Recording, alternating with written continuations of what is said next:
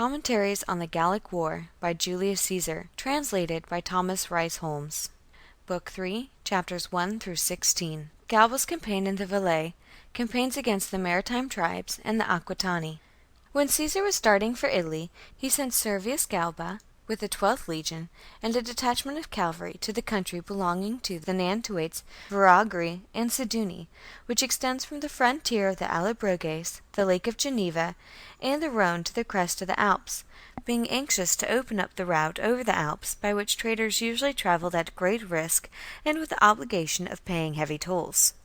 Galba was authorized to quarter his legion in the district for the winter if he thought it necessary. After he had gained several victories and taken a number of forts belonging to the tribesmen, they sent envoys to him from all parts, gave hostages, and made peace, whereupon he determined to quarter 2 cohorts in the country of the Nantuates, and to winter with the remaining cohorts of the legion in a village belonging to the Veragri, called Octodurus. The village, which is situated in a valley, and adjoined by a plain of moderate extent, is walled in on every side by lofty mountains. It was divided by a stream into 2 parts, one of which he allowed the Gauls to occupy, while he reserved the vacant part for the winter quarters of the cohorts, and fortified the position with a rampart and trench. Several days had been spent in camp, and Galba had ordered grain to be brought in, when suddenly he was informed by his patrols that during the night the Gauls had all quitted the part of the village which he had allotted to them, and that the overhanging mountains were occupied by a numerous host of Siduni and Veragri. Various reasons had led the Gauls to form the sudden resolution of renewing hostilities and overpowering the legion. First, the legion was numerically so weak that they despised it. It had not been at its full strength originally, and 2 cohorts, as well as numerous individuals who had been sent out to get supplies, had been withdrawn. Again, as the Romans had the worst of the ground, while they would themselves hurl their missiles charging down into the valley from the hills, they were confident that their first onslaught would be irresistible.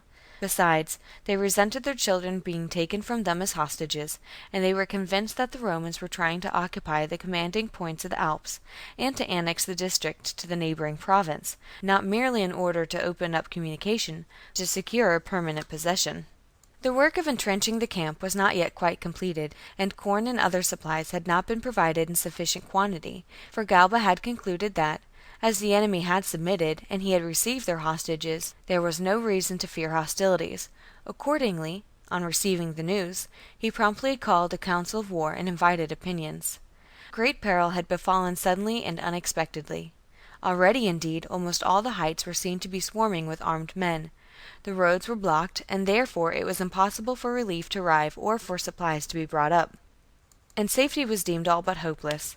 Some, therefore, expressed the opinion that they ought to abandon the baggage, make a sortie, and try to reach a place of safety by the same route by which they had come.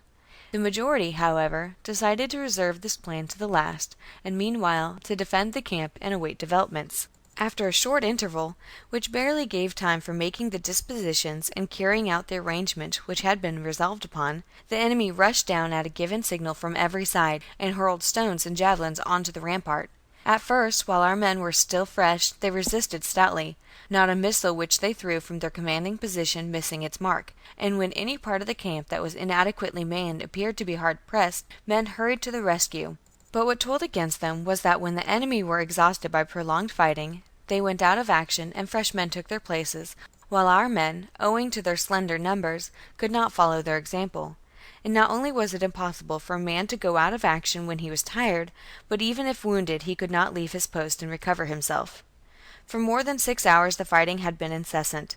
Not only the strength of our men, but even their missiles were failing. The enemy were pressing on with increased energy, and as our men grew feebler, they began to fill up the trenches and demolish the rampart. In this extremity Publius Sextius Baculus, the chief centurion who, as we have said, had received several severe wounds in the battle with the Nervi, ran to Galba, accompanied by Gaius Vilicinus, a tribune of great judgment and courage, and pointed out that the only chance of safety was to try a forlorn hope and make a sortie. Galba therefore summoned the centurions, and quickly made the men understand that they were to leave off fighting for a little, only parrying the enemy's missiles, rest after their exertions, and afterwards, when the signal was given, charge out of the camp and trust for safety to sheer courage. The order was carried out. Suddenly they charged out of all the gates, and never gave the enemy a chance of divining their intention or closing the ranks. Fortune had changed sides. The assailants, who had actually hoped to take the camp, were surrounded and slain. More than a third of the entire native force that had assailed the camp, which was known to number over 30,000 men, were killed. The rest were sent flying in panic, and the Romans would not suffer them to rally even on the heights. Having thus routed the entire hostile force and taken their arms, they returned to their entrenchments. After fighting this battle, Galba had no wish to tempt fortune any more. He reflected that the circumstances with which he had to contend were at variance with the purpose for which he had taken up his quarters, and the scarcity of corn and other supplies caused him great anxiety. Next day, therefore, he fired all the buildings in the village and hastened to return to the province. And, as no enemy attempted to stop him or oppose his march, he brought the legion back safely into the country of the Nantuates, and thence to that of the Allobroges, where he passed the winter. After these operations everything led Caesar to believe that Gaul was tranquillized, for the Belgae were overpowered, the Germans driven out, and the Siduni defeated in the Alps. Accordingly, he had started at the beginning of winter for Illyricum, being anxious to visit the tribes there as well as those of Gaul, and to make himself acquainted with their country, when suddenly war broke out in Gaul for the following reason. The younger Publius Crassus, who was wintering with the 7th legion among the Andes near the ocean, finding that corn was scarce in the district, sent a number of auxiliary officers and tribunes to the neighbouring tribes to arrange for a supply. Amongst others, Titus Tarasidius was sent to the Suevi, Marcus Trebius Gallus to the Coriasolites, and Quintus Valenius, conjointly with Titus Celius, to the Veneti. The last named tribe is by far the most influential of all the maritime peoples in that part of the country. They possess numerous ships in which they regularly sail to Britain. They excel the other peoples in knowledge of navigation and seamanship, and, the sea being very stormy and open, with only a few scattered harbours which they keep under their control, they compel almost all who sail those waters to pay toll. They took the initiative by detaining Celius and Valenius, believing that they would be able to use them to get back the hostages whom they had given to Crassus. Their neighbours, influenced by their example, and making up their minds like true Gauls suddenly and without consideration, detained Trebius and Tarasidius for the same reason, hurriedly dispatched envoys, and through the medium of their leaders pledged themselves to do nothing without official sanction, and to stand by one another in victory or defeat, and called upon the other tribes to resolve to hold fast to the liberty which they had received from their forefathers, and not to submit to the yoke of the Romans. They speedily gained over all the maritime tribes, and jointly sent an embassy to Publius Crassus, calling upon him, if he wished to recover his officers, to restore their hostages. When Caesar was informed of these events by Crassus, he was a long way off, and accordingly gave orders that ships of war should be built before his return on the Loire, which flows into the ocean, oarsmen raised from the province, and seamen and pilots assembled. These orders were promptly executed, and as soon as the season permitted he hastened to join the army. On hearing of his approach, the Veneti, and also the other tribes, being aware that they had committed a heinous offence in detaining and imprisoning envoys, whose office had always, among all peoples, been held sacred and inviolable, proceeded to make preparations for war, and especially to provide for the equipment of their ships, on a scale commensurate with the magnitude of the danger. And they worked with a hopefulness which was increased by their faith in the natural strength of their country. They knew that the roads were interrupted by estuaries, and that navigation was rendered difficult by the want of topographical information and the scarcity of harbours.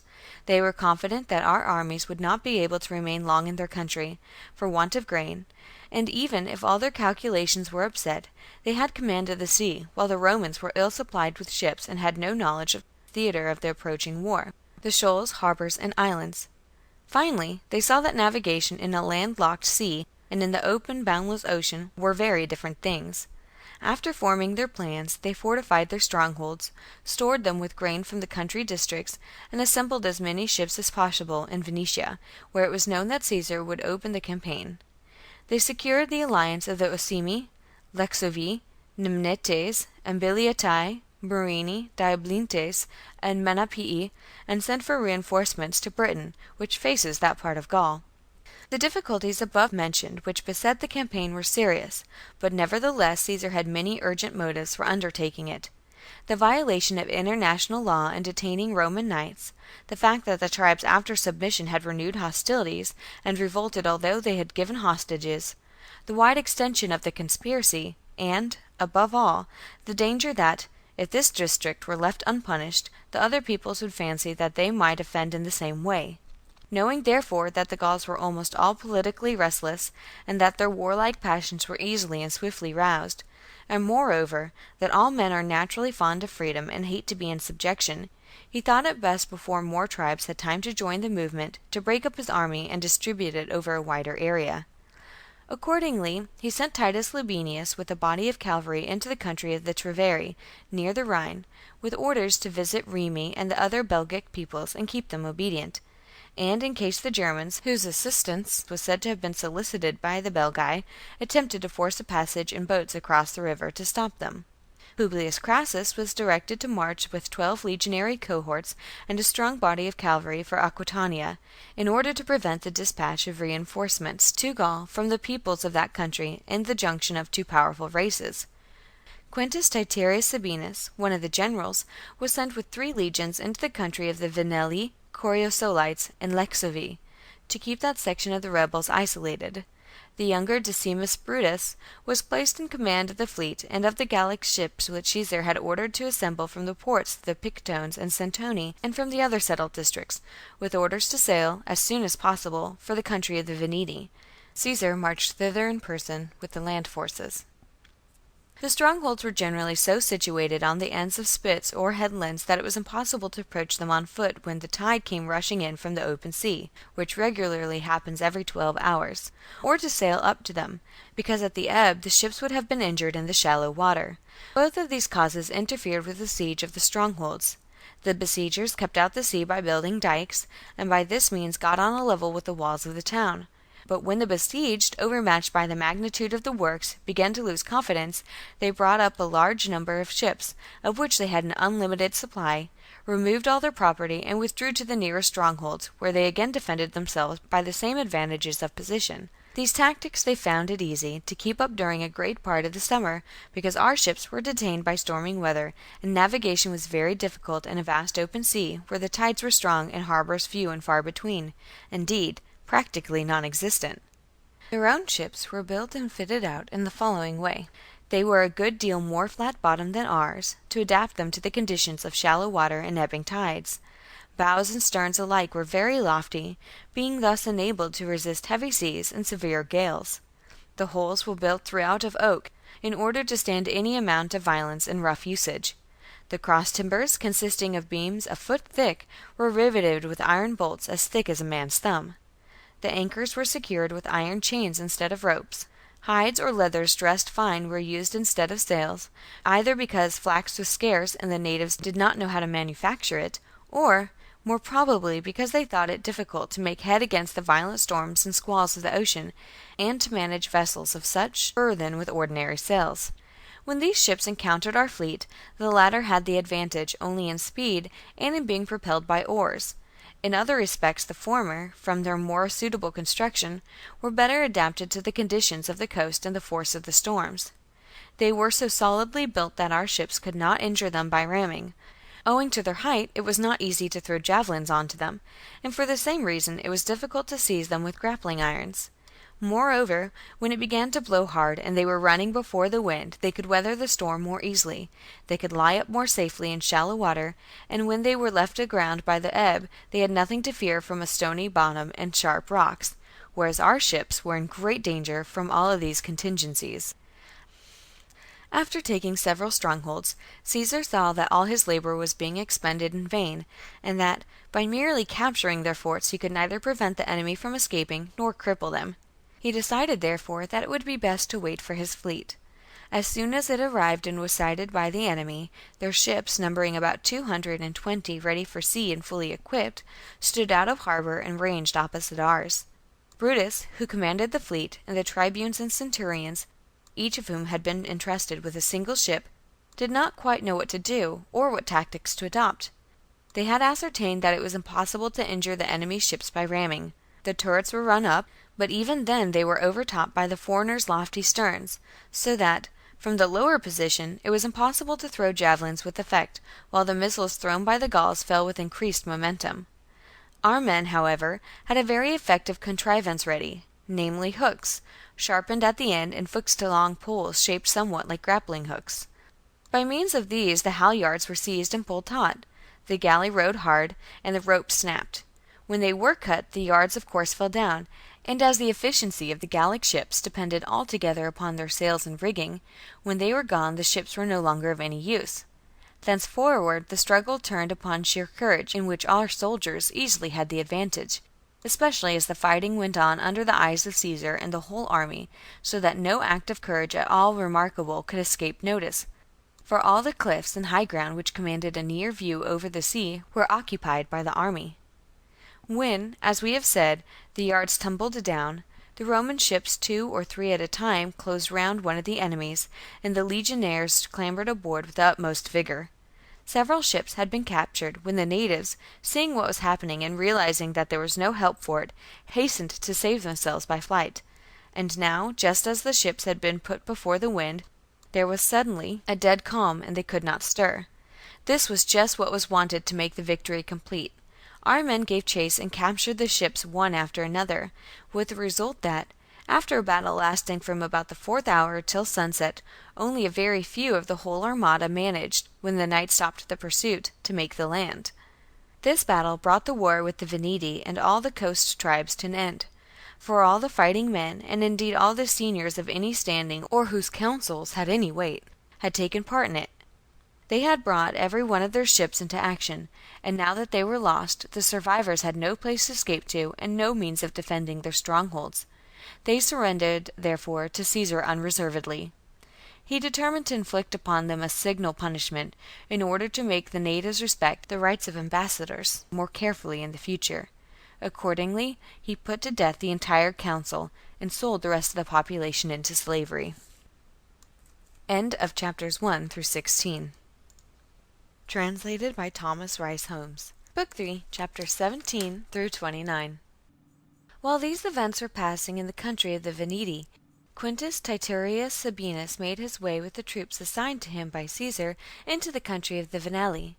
Their leader was Viridovix, who was also commander-in-chief of all the insurgent tribes, and had raised from them an army and large irregular levies. Within the few days that followed Sabinus's arrival, the Aulerci Eborovices and the Lexovii massacred their senators because they refused to sanction the war, shut their gates, and joined Viridovix.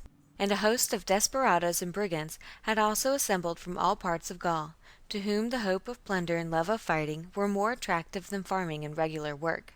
Sabinus, who occupied a position in all respects excellent, remained obstinately in camp, while Viridovix, who had encamped opposite him 2 miles off, led out his troops every day and offered battle. The result was that Sabinus not only incurred the contempt of the enemy, but was actually the object of some abuse from his own troops, and he let the enemy become so convinced of his timidity that they presently ventured to approach close to the rampart. His motive was that he felt bound, as a subordinate, especially in the absence of his chief, to avoid engaging such a numerous enemy unless he had the best of ground or some favorable opportunity presented itself. Now that they were convinced of his timidity, he selected from his auxiliaries a quick-witted Gaul, the very man for his purpose, induced him by liberal rewards and promises to go over to the enemy, and explained his object. The man came to them in the guise of a deserter, described the terror of the Romans, and explained that Caesar himself was hard pressed by the Veneti, and that Sabinus would march his army stealthily out of camp not later than the following night and go to his assistance. On hearing this, they all cried out that the chance of striking a decisive blow was not to be lost. They must attack the camp. Many circumstances combined to impel them to this decision. The recent inaction of Sabinus, the assurances of the deserter, want of supplies, for which they had made scant provision, the hope that the Veneti would succeed in their campaign, and lastly, the fact that what men desire they are generally prone to believe. Influenced by these motives, they would not suffer Viridovix and the other leaders to leave the assembly until they had agreed to let them arm and make a dash for the camp. When they were allowed to have their way, they were as exultant as if victory were certain, and, collecting brushwood and faggots to fill up the Roman trenches, they advanced against the camp. The camp stood on rising ground, which sloped gently from its base for about a mile. The Gauls hurried up at a great pace in order to give the Romans the least possible time for falling into line and arming, and arrived breathless. Sabinus harangued his men, and gave the signal which they were eagerly awaiting. As the enemy were hampered by their loads, he ordered a sudden sortie from 2 of the gates.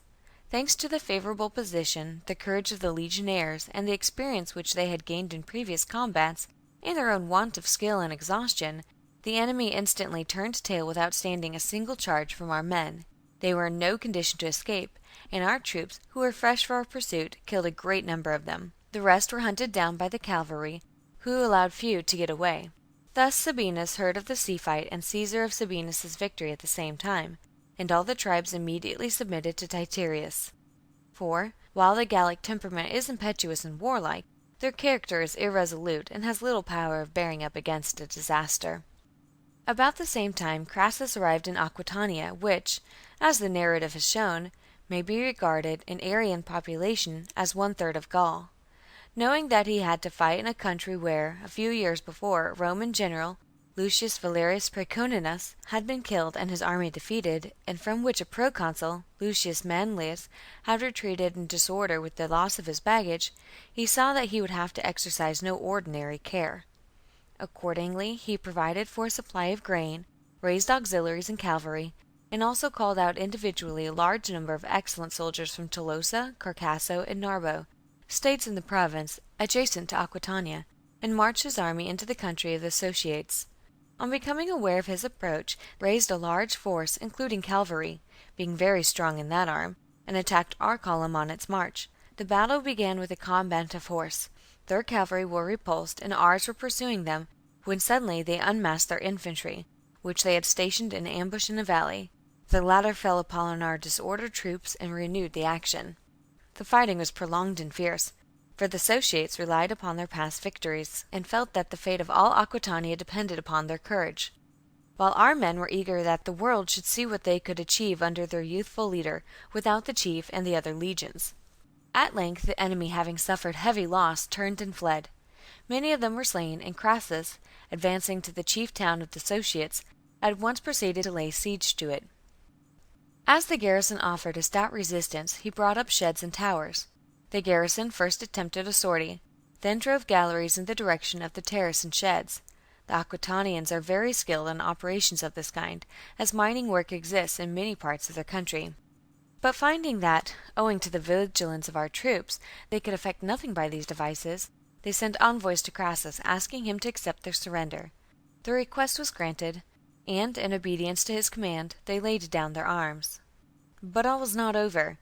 Our men were all intently watching what was going on, when Adiatunus, who was in command, attempted a sortie from another part of the town with 600 devoted followers, whom the natives called soldurii, men who, while life lasts, share all good things with the friends to whom they have attached themselves, on the understanding that, if any violence befall them, they are either to share their fate or to die by their own hands. And within the memory of man, no one has ever been known to shrink from death when his friend and leader was slain. With these men, Adiatunus attempted a sortie, but when the roar of battle arose from that part of the entrenchment, the soldiers ran to arms, and, after hard fighting, Adiatunus was driven back into the town. Notwithstanding, he prevailed upon Crassus to allow him to surrender on the original terms. On receiving the arms and hostages, Crassus started for the country of the Vocates and the Taurusates. And now, learning that a fortified town of great natural strength had been captured a few days after the arrival of the besiegers, the natives were thoroughly alarmed and began to send envoys in all directions, to swear mutual fidelity, to exchange hostages, and to raise troops. Envoys were also sent to the tribes of Hither Spain, near Aquitania, with a request for reinforcements and leaders, whose arrival enabled them to undertake the campaign with great prestige and to put a large number of men in the field. The leaders chosen had served from first to last with Quintus Sertorius, and were believed to possess great military skill.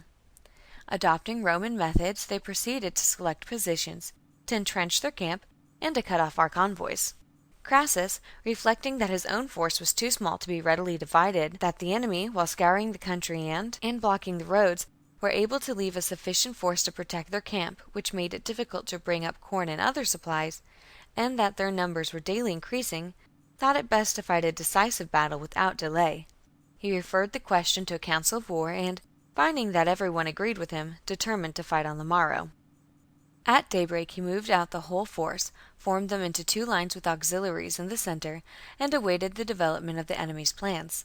Although relying on their numbers, their established military reputation, and the weakness of our force, They considered it safe to fight. They nevertheless thought it safer to gain a bloodless victory by blocking the roads and cutting off our supplies, while, in case the Romans began to retreat from want of food, their idea was to attack them on the march, when their movements were impeded and they had the packs to carry and were dispirited. The plan was approved by their leaders, and accordingly when the Roman army moved out they remained shut up in camp. Crassus divined their intention. Their inaction, which produced the belief that they were cowed, had stimulated the ardor of our troops for battle, and all were overheard saying that the camp ought to be attacked without further delay. So Crassus, haranguing his men, who were all in great heart, advanced rapidly against the enemy's camp. Some filled up the trenches, others drove the defenders from the rampart and fortification with volleys of missiles, and the auxiliaries, in whose soldierly qualities Crassus had not much faith, kept the combatants supplied with stones and other missiles, brought up sods for filling the trench, and thus made a decent show of fighting. The enemy, too, fought steadily and with no lack of courage, and the missiles which they threw from their commanding position did good execution. Meanwhile, some troopers rode round the enemy's camp and reported to Crassus that on the side of the rear gate it was not entrenched so carefully as elsewhere and offered easy entrance. Crassus urged his cavalry officers to stimulate their men by liberal rewards and promises, and explained his object. In obedience to orders, they marched out the cohorts which had been left to protect the camp and had had nothing to tire them, made a wide detour to avoid being observed from the enemy's camp, and, while everybody was intent upon the action and noticed nothing else, rapidly gained the part of the entrenchments which we have mentioned, demolished them, and made good their footing in the camp before the enemy could clearly see them or make out what was going on. And now, when our troops heard the shouting from that part of the camp, their strength returned, as generally happens when soldiers feel confident of victory, and they fought with redoubled energy.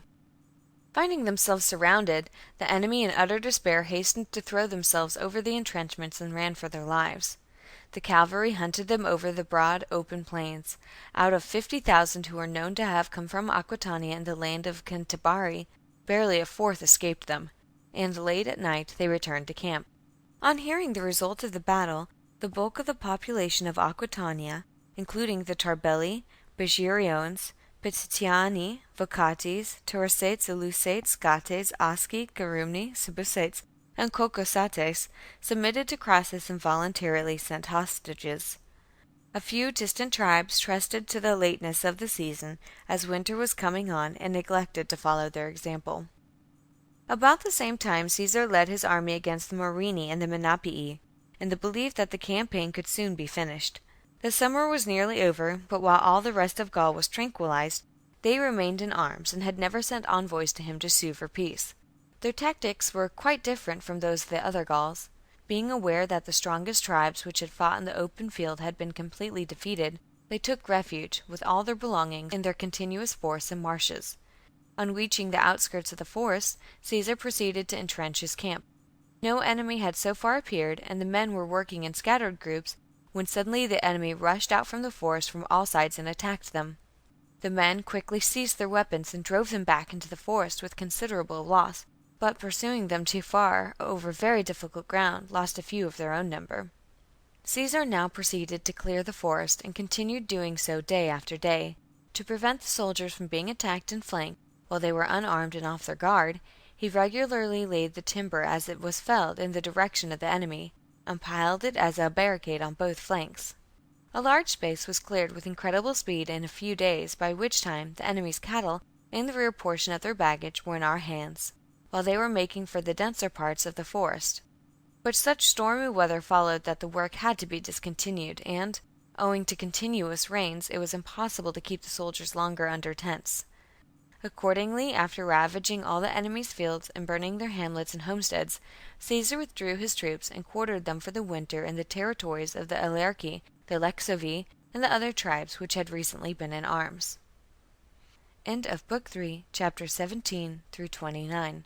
Commentaries on the Gallic War by Julius Caesar. Translated by Thomas Rice Holmes.